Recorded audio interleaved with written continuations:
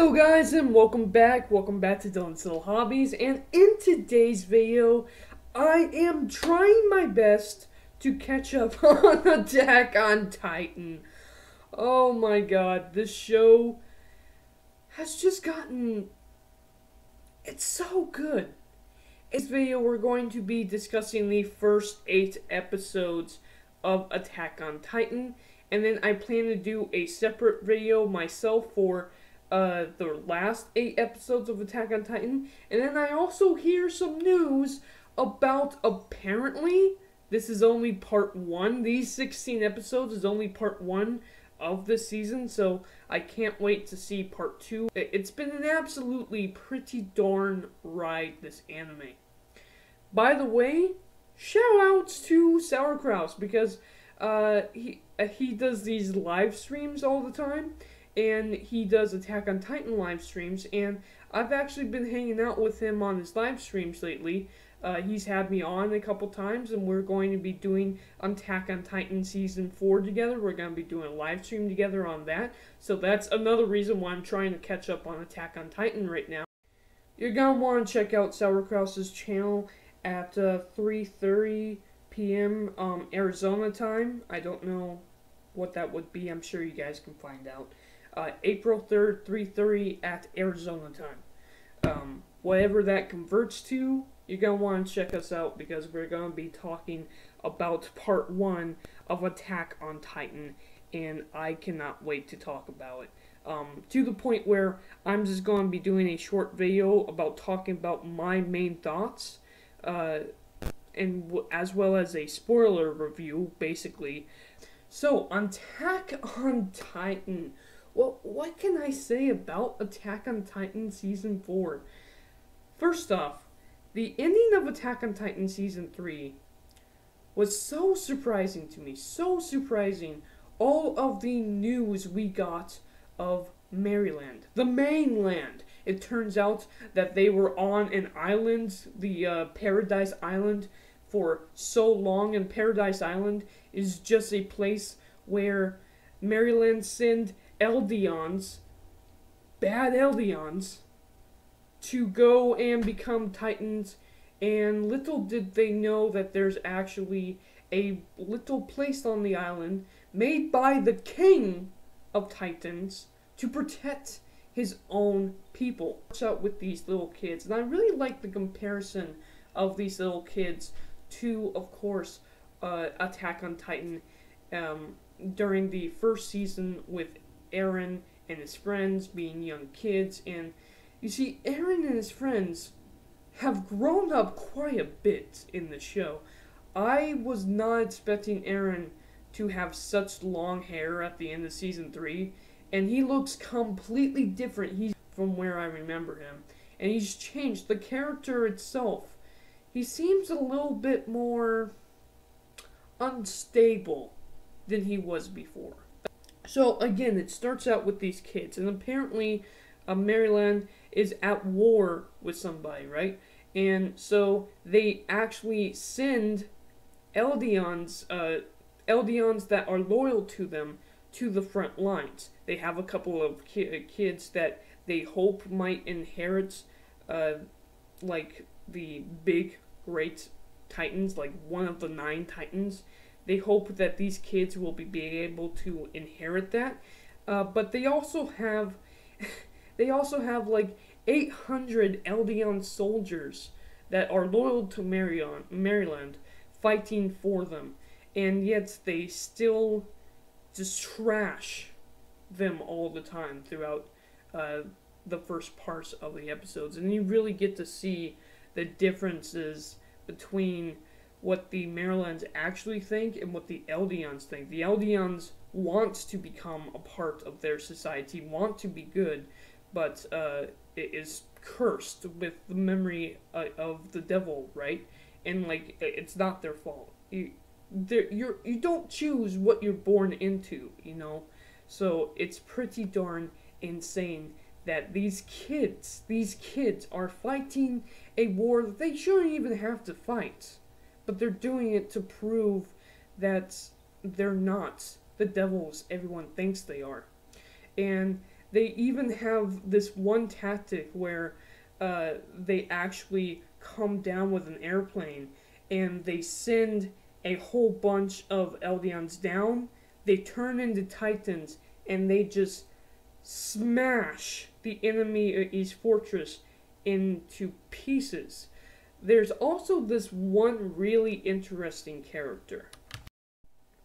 Her name is Gabby, and she's at the top of her class. She basically wants to have the armored titan, and she wants to, be that symbol of peace and hope for her people, the Eldians. And she wants to prove herself to the Marrylands as a human being, as a hero, and not just another Eldian devil. There's this one crazy scene where Gabby takes a bomb strapped to her leg, walks towards the enemy's camp, trying to act like she's just someone out there hurt, injured, shouldn't even be in this fight, pedestrian, if you will.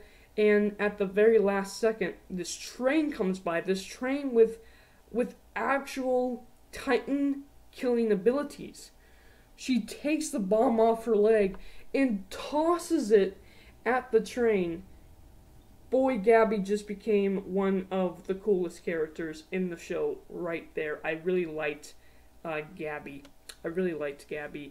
And yeah, then we get a little bit of their kind of story, Gabby and her friends. It turns out that she has her one friend that doesn't really like the idea of her becoming a Titan. He wants to protect her. And his name is Falco. If you guys don't know, I'm so terrible with names that literally right now on my computer, I have their names put up on Google because I'm so bad at remembering names. But Falco was actually a really interesting character as well. I really liked Falco and what he kind of stands for in the show. And again, these are just a couple of kids, and it's crazy what they are learning, right? And that's the big thing about the world, right?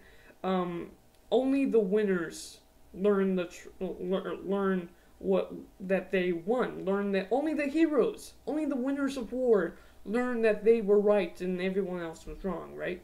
So everyone is teaching these kids that the guys, the Titans on Paradise Island, like Eren and all of his group, they are nothing but evil devils who betrayed their sacrifices, basically. Which is pretty darn insane to put on a couple of kid soldiers. Kid soldiers. Kid soldiers. Let me say that again. Kid soldiers. The idea that anyone who betrays Marryland gets tossed out to Paradise Island, where there's nothing but a group of evil devils. And these guys might be spawned of devils, but they definitely aren't the bad guys. They definitely just want to prove to their Marryland owners, basically, that they're not evil, that they're not bad, that they can live side by side them, be proud of who they are, and not be torn down by being a spawn of a devil. And it's really interesting that they are teaching them that anyone who betrayed them goes to Paradise Island, and they're all evil devils. That's right, freedom. It's all just crazy. So what happens after that is after they go through that big old fight, they go home, they see their family members, it's all happy times, except there's this one soldier. He apparently got his arm blown off, not his arm, his leg blown off, and he's got like really long hair, a little goatee going on, and Falco was becoming friends with this guy, and this guy's trying to help him out, and his name is Kruger. Kruger.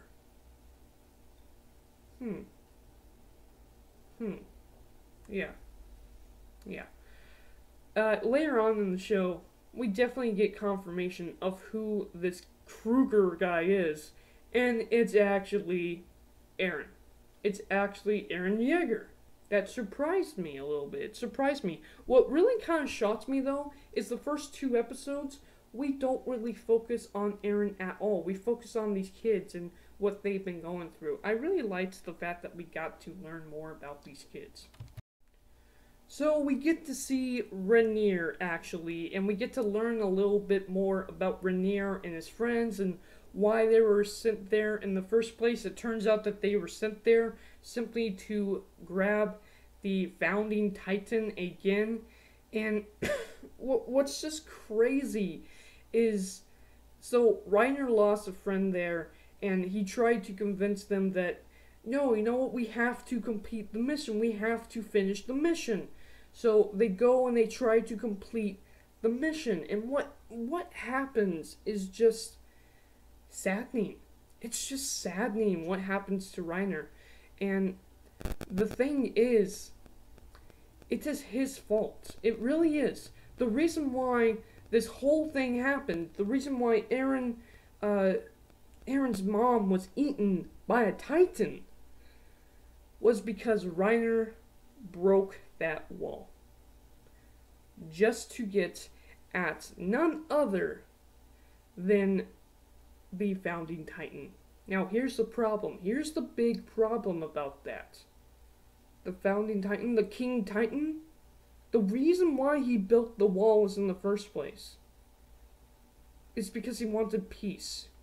He wanted safety. And he made, apparently, a deal, which we get to find out from this guy on the stage. We get to find out that he basically just wants to create peace. To create peace.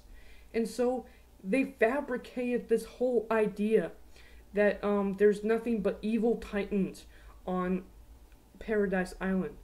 And it's so him and his people can just go live in peace. They paint Eren and his group. Eren now, the king of the titans, they paint him as the worst enemy. The one that is tempted to destroy all their peace.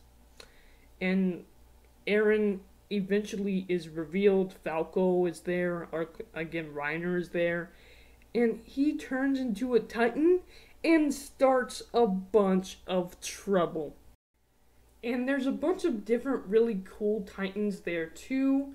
I don't remember all of their names, but there's the Warhammer Titan, which I thought the Warhammer Titan was really, really cool.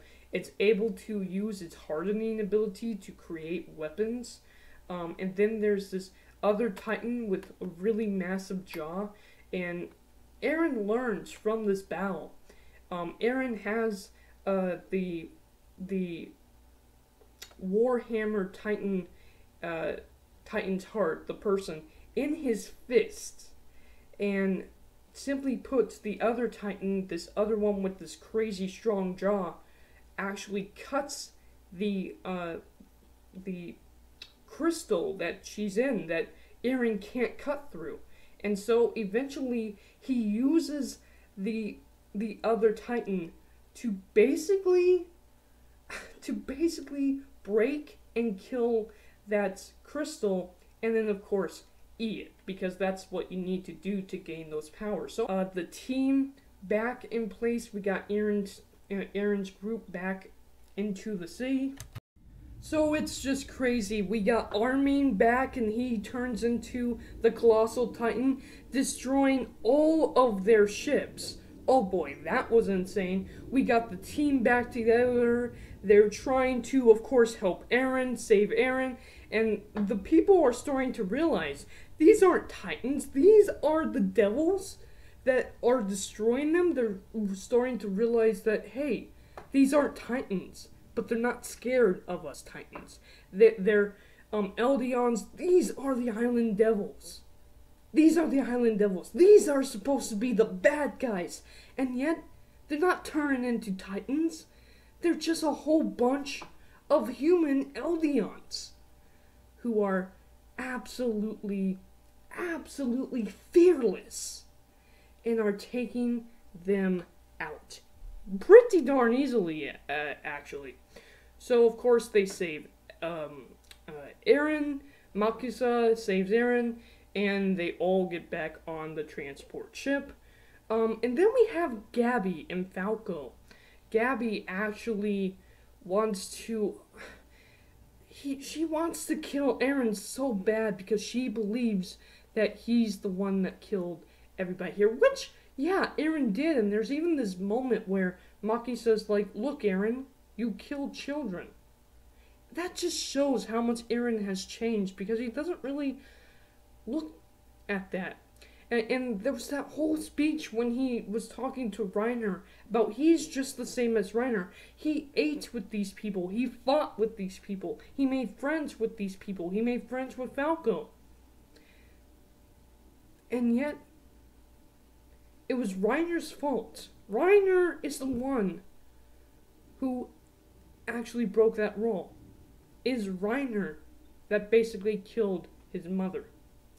And he wants revenge, and so he takes it, and he feels no remorse after doing it. It's just insane to see him like that. Gabby eventually does shoot one of them down, and then uses his body to go up into their aircraft, as well as we got Falco trying to save her, and they get on there, and they kill Sasha. She shoots, and it hits Sasha, and Sasha dies. And Sasha is like one of the... Let me tell you, don't make a fan favorite character. My fan favorite characters would obviously be Armin, and it shouldn't, because he's probably gonna die at the end of the season. And usually, if it's a female character, they die first. Unfortunately, on Attack on Titan. Like, there were quite a few times where I started to really like a female character, and starting just before I could learn their name, they die. And Sasha, I knew her as Bread Girl. I knew her as Meat Girl. And her last words being meat. Where's the meat? Man, and that memory of her with that meat. That hit hard. That hit hard.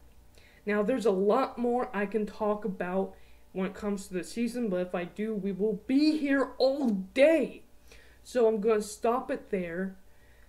Those are the first 8 episodes. Boy, the stuff that happened in those episodes was insane to watch. Insane to watch. Again, don't forget, April, and I have it right here, April 3rd at 3:30 Arizona time, so you'll have to do the math to figure out what that is your time. April 3rd at 3:30, I will be on Sauerkraus's channel talking about this much more in depth than what this video ended up being. Thank you guys for watching, and I am out.